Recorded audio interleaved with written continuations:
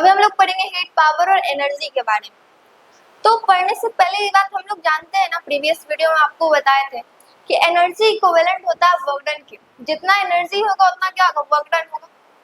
तो work done जो होता है वो हीट के इक्विवेलेंट होता है। कैसे? तो जैसे कि कोई भी सर्किट में जब करंट जाता है तो वो सर्किट क्या होता है, गर्म हो जाता है, और उसमें क्या होता है, जो इलेक्ट्रिकल एनर्जी होता है वो हीट एनर्जी में कन्वर्ट हो जाता है। मतलब कहीं ना कहीं एनर्जी, वर्क और हीट तीनों का फॉर्मूला सेम है। तो हम पहले फॉर्मूला डिराइव कर देते हैं आपको कि हीट में कौन सा फॉर्मूला लगाएंगे, एनर्जी में कौन सा फॉर्मूला लगाएंगे और पावर में कौन सा फॉर्मूला यूज करेंगे। उसके बाद हम आपको क्वेश्चन बताएंगे उससे रिलेटेड, ठीक है। तो जैसे देखिए, वर्क डन का अगर हम बात करें तो वर्क का फॉर्मूला, वर्क किस फॉर्मूला में आता है, तो हम लोग पढ़े कि पोटेंशियल ही इक्वल टू क्या आता है, W बाय Q। तो वर्क हमको चाहिए, तो वर्क इक्वल टू क्या होगा, V इंटू Q। इस बात को याद रखें, हम इसी से, यही मेरा फॉर्मेट है और इसी से हम सारा फॉर्मूला भी डिराइव करेंगे। तो बताइए, चार्ज Q इक्वल टू क्या होता है, हम लोग जब फर्स्ट स्टार्टिंग पढ़े थे तो I equal to Q by T पढ़े थे ना। तो Q इक्वल टू क्या होता है, I इंटू T। T मतलब टाइम, तो हम लोग Q की जगह पुट कर सकते हैं। तो W equal to V into IT। तो ये वर्क डन का पहला फॉर्मूला, ठीक है। अब देखिए, इसमें अगर लिखना है तो ये T क्या है, टाइम, I क्या है, करंट, और Q क्या है, चार्ज, ठीक है। W क्या है, वर्क डन, V क्या है, वोल्टेज, और Q क्या है, चार्ज। ये पहला फॉर्मूला होगा। अब फर्स्ट फॉर्मूला जब हमको आ चुका है तो हम इससे बाकी के फॉर्मूला को डिराइव करेंगे। पहला फॉर्मूला तो ऐसा पढ़े थे हम लोग कि ओम्स लॉ में V इक्वल टू क्या होता था, IR। According to Ohm's law V equal to होता था IR। तो हम यहाँ पर V की जगह क्या लिख सकते हैं, IR, और ऑलरेडी क्या है, IT है। तो वर्क इक्वल टू दूसरा फॉर्मूला बन गया I स्क्वायर RT, ठीक है। यहाँ पर I क्या है, करंट है, और R क्या है, रेजिस्टेंस है, और T तो क्या है, टाइम, ठीक है। ये सेकंड फॉर्मूला मेरा आ गया, इसको लिख लेते हैं सेकंड। अब सेकंड फॉर्मूला से थर्ड फॉर्मूला पे जाएंगे। तो V इक्वल टू जब IR हो सकता है तो I इक्वल टू V बटा R नहीं हो सकता है, ये भी पॉसिबल है। तो वर्क डन इक्वल टू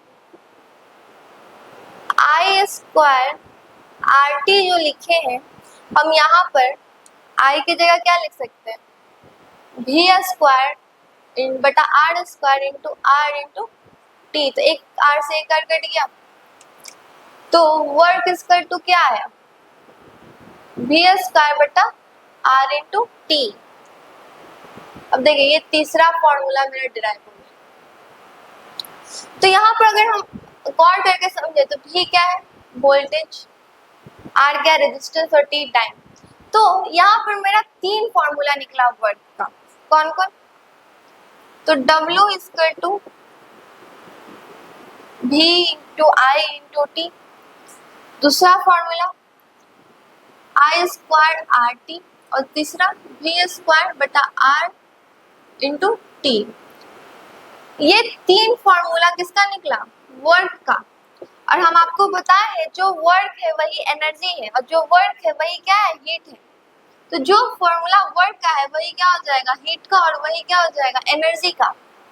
तो ये सारा फॉर्मूला, ये जो तीनों फॉर्मूला है वो हम किसके किसके जगह यूज कर सकते हैं, वर्क के जगह, हीट के जगह, और एनर्जी के जगह, ठीक है। तो ये अब आपको समझ में आ गया।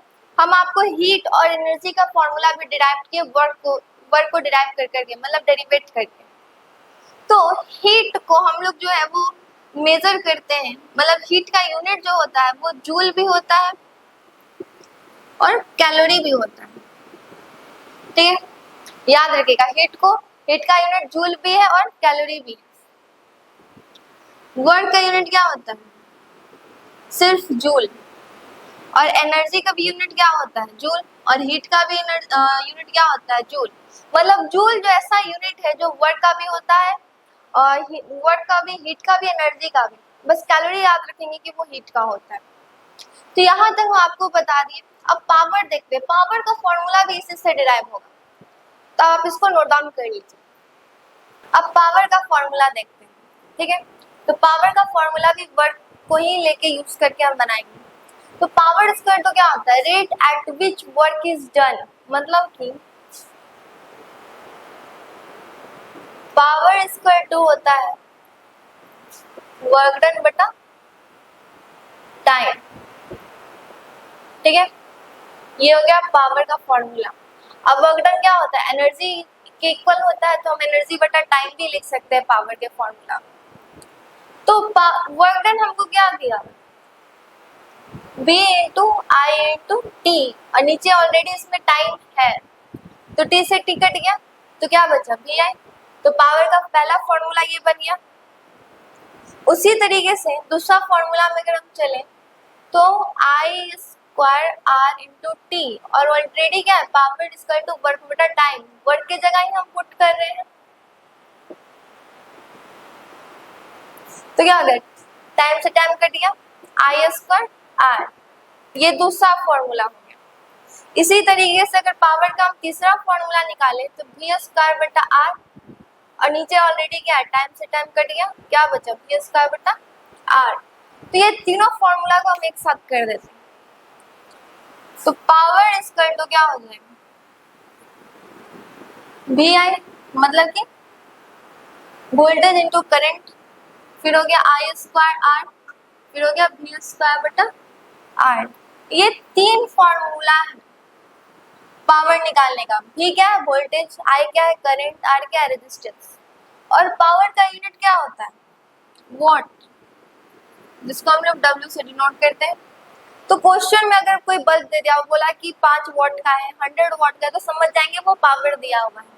तो हीट, पावर, एनर्जी, तीनों का फॉर्मूला देख लिए। जो वर्क, पहले वर्क का डिराइव किए, तो जो वर्क का फॉर्मूला था वो क्या बन गया? एनर्जी का, और वही क्या बन गया? हीट का फॉर्मूला। अब पावर को निकालने के क्या किए? जो वर्क का फॉर्मूला था बस उसको टाइम से डिवाइड दे दिए,